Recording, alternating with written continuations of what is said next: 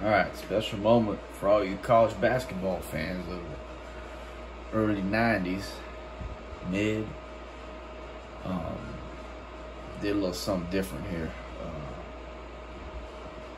As we go to Selection Sunday, 2K7, it says right there on the PS3 platform. Big difference between the 3 and the 2 as far as graphics. So let's get right to it. Simulate the day. Watch Selection Sunday show. Double G, take over. And CK, take over. It is an annual rite of spring, bringing with it excitement and emotion that can be found in no other sporting event. The NCAA tournament. The wait is finally over. The brackets are ready. See some familiar faces as far as all Americans are concerned. This is the NCAA Championship Basketball Selection Show, brought to you by State Farm, the #1 auto insurer. Hope you all like it. I sure did. My partner, Clark Kello. He's back some good memories. Seedings and pairings, so get out your bracket sheet, get those pencils ready. Here are the basics. Of the 65 available tournament bids, 31 are automatically given to conference champions. The tournament committee hands out the remaining 34 bids on an at-large basis. An opening round game will take place on Tuesday night to narrow the field to 64 teams. But before we unveil the brackets for this season, look at that. The 91 Rebels. The 90-91 Rebels, the 90-91 Blue Devils, 92-93 Michigan Wolverines, the Fab Five, 97-98 Fresno State Bulldogs round out. Right there. As you can tell, huge Tarkanian fan. And early 90s, mid 90s basketball fan. Prior to that too. So keeping that era alive. I was a slot mechanic. Rebels won their first championship. Went back-to-back Final Fours. We talk about drinking for different reasons. Drinking for different reasons with the 90 squad and the 91 squad. I'm sure it's been a long week for those teams, but the wait's almost over. The NCAA Selection Committee has finished its meeting, and we're ready to unveil the top 4 seeds. So do the math. You know who's going to meet in the Final Four. So we have UNLV ranked #1, but Duke gets the top seed. It's all right. On to the second #1 seed, who will play in the San Antonio region. The UNLV Running Rebels are seeking their second NCAA championship in school history. All right. Fab Five. Third #1 seed, and they'll play in the St. Louis region. How about that? They come roaring back into the tournament as a top seed after not even making the field for the past several years. And finally, our fourth #1 seed will play in you squeeze Fresno State out, or they gonna be mad? Are in the tournament field as a #1 seed for the first time in the history of their program. Now, here's how the brackets shape up based on where the Ooh, Fresno State got squeezed out. National semifinal game. The winner of the East region will play the winner of the San Antonio region. Sorry, Duke UNLV meeting in the Final Four, Part 3 is what this has been set up to do. So put ourselves in the brain of the people that do the actual bracket, and so it's a little surprising. They've opened themselves up to some criticism with these picks. So with the #1 seeds out of the way, it's finally time to tackle the rest of the bracket. First up, we take a look at the East Regional. The Duke Blue Devils are the top seed, finishing at 34-0. They won both the regular season and conference tournament titles in the ACC. They will take on the winner of the opening round play-in game between Mount St. Mary with 14 wins and Norfolk State from the MEAC. And now the #8 seed, the Brigham Young Cougars, come into the tournament after finishing second in their conference during the regular season and were losers in their first game at their conference tournament. They're going to play the #9 seed, the Massachusetts Minutemen, who came in first in their conference tournament, finishing at 24-9. DePaul enters the field as the #4 seed from the Big East. This will be their 23rd appearance ever in the NCAA tournament. They'll be getting ready to face the #13 seed, the Tulane Dwayne Greenway finished the season with 18 wins. The DePaul Blue Demons have more to prove than any other team in this tournament. They haven't had a lot of experience in the tournament recently, so it's difficult to say exactly how they'll handle it. They've shown they're capable of playing with the best teams in the nation during the regular season. Now they need to show they belong with those teams come tournament time. Illinois comes in as the number 5 seed, finishing at 22-10. And they will take on the 12th seed from the Metro Atlantic Conference, the Rider Broncs, with 20 wins. Next up is the number 2 seed. The Louisville Cardinals are the conference tournament champions from the Big East. They'll be going up against the number 15 seed, the Cleveland State Vikings, with 15 wins. This would be their second appearance ever in the NCAA tournament. Our number 7 seed is from the SEC. The Vanderbilt Commodores were rewarded for their outstanding play this season with an at-large bid and a ticket to the big game. They are going to play the number 10 seed, the Nevada Wolfpack, who were 3rd in their conference, finishing at 19-10. Drexel comes in as the number 3 seed, finishing at 26-4. Oral Roberts comes in to face them at number 14 with 18 wins in the tournament championship of the Mid-Continent real life. The California Golden Bears are in as the number 6 seed. If you're a Rush fan, you gotta love that California Golden Bears record right there. 21-12. Dang. That's actually YYZ. 21-12. Dang. Are the top seed, finishing at 33-0. They won both the regular season and conference tournament titles in the Mountain West Conference. They'll take on the Gardner-Webb Bulldogs. So you see the path of the Rebels. Everything works out according to plan.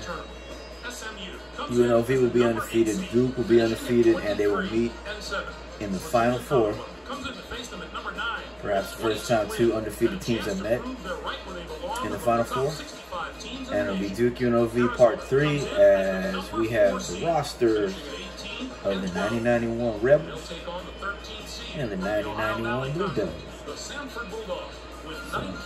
And they both juiced all the way up to 99 because we want as good a game as possible. And we'll bring that to you. So we're just whetting the appetite, as they say right now.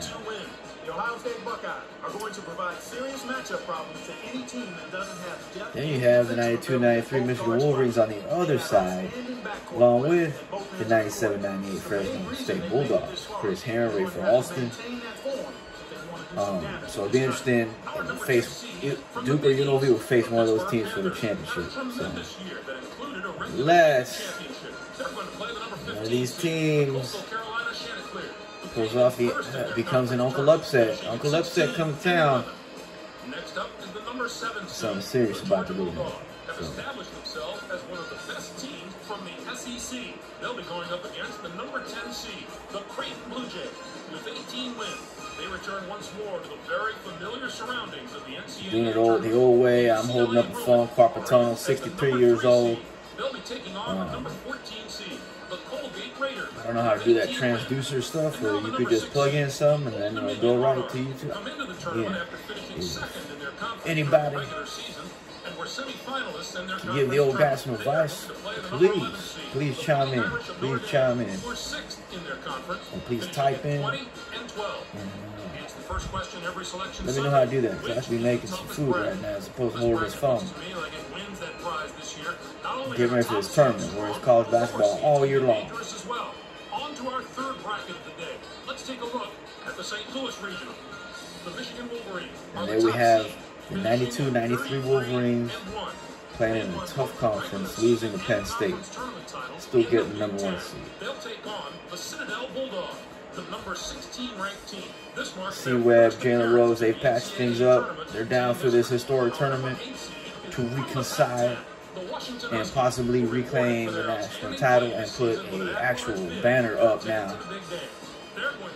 Because the NCAA says, it's all good, you guys win, we'll have a banner made.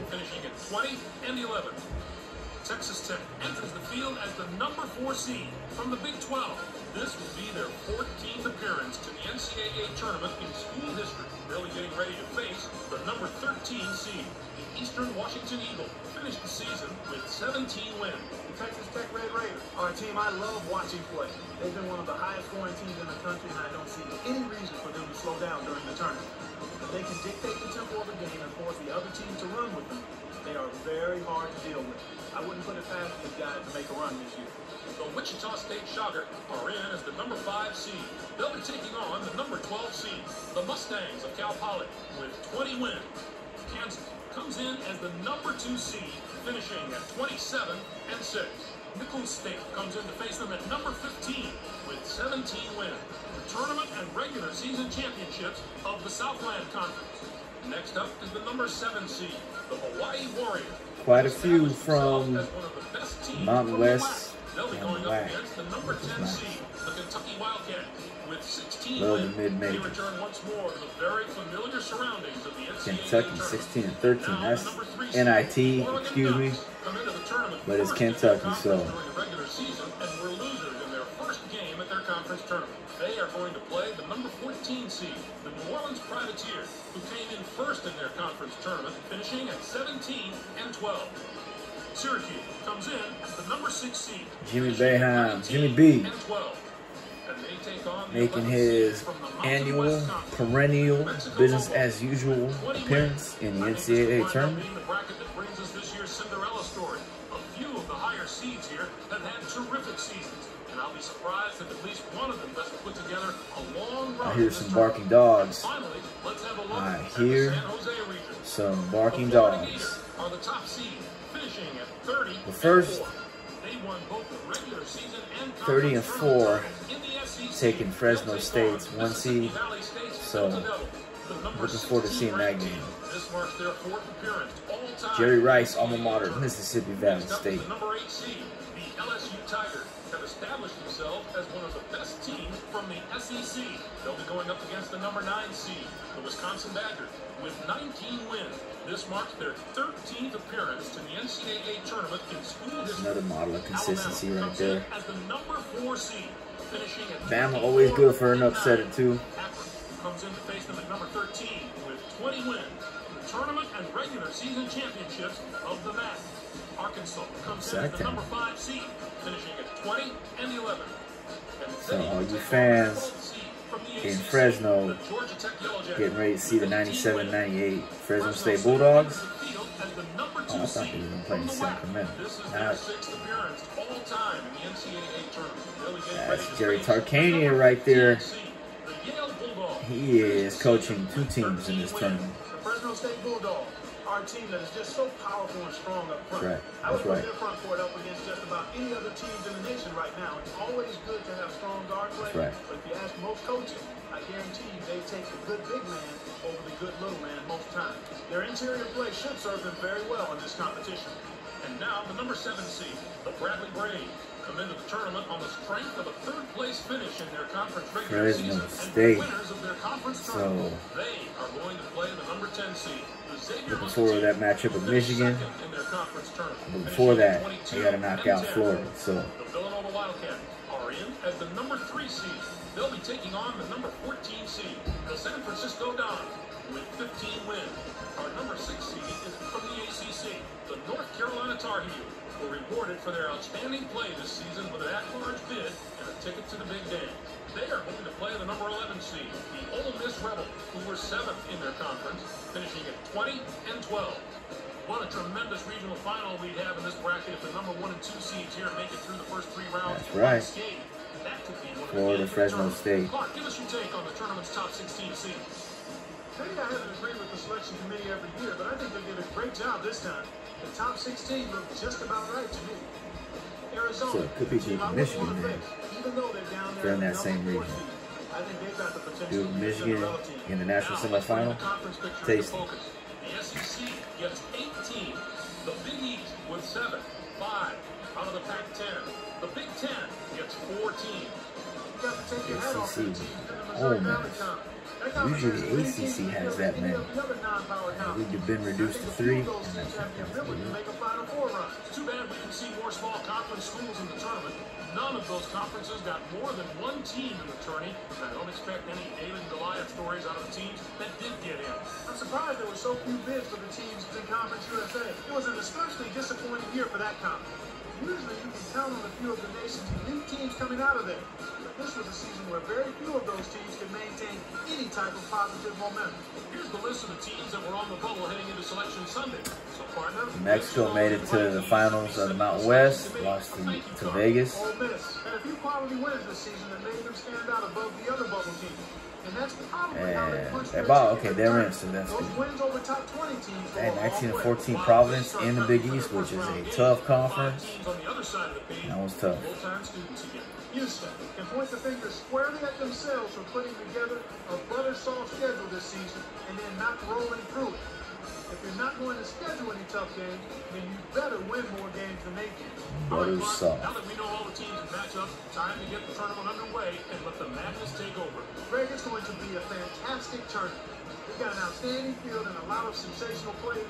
I guarantee there are some memorable moments soon to come. For my partner Clark Kellogg and for all of us here in the 2K Sports Studios, I'm Greg Gumbel. Thanks for joining us on the NCAA Selection Show, brought to you by State Farm, the #1 auto insurer. Enjoy all Heard the it from excitement Double G and CK. Let's get ready to rumble.